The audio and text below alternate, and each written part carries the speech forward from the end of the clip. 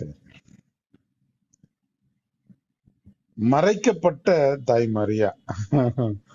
நம்ம தகப்பன்கிட்ட கேட்போம், என்னன்னு கேட்கணும் தெரியுமா அப்படின்னா, வீணை எடுத்து ஹாப் ஹாப் நகரத்தை சுற்றி திரிந்து இனிதாக வாசித்து பல பாட்டுகளை பாடி யாரை நினைக்கும்படி, தன் மகனை நினைக்கும்படி பாட்டு பாடுமா அப்படின்னு கேட்கலாம். அதாவது இயேசு கிறிஸ்துவை நினைக்கப்படும்படி அப்படி பாடுமா அப்படின்னு கேட்கலாம். அவங்க பாடுவாங்க பாடுவாங்க. சொல்ற புரியும்னு நினைக்கிறேன். ஹலோ.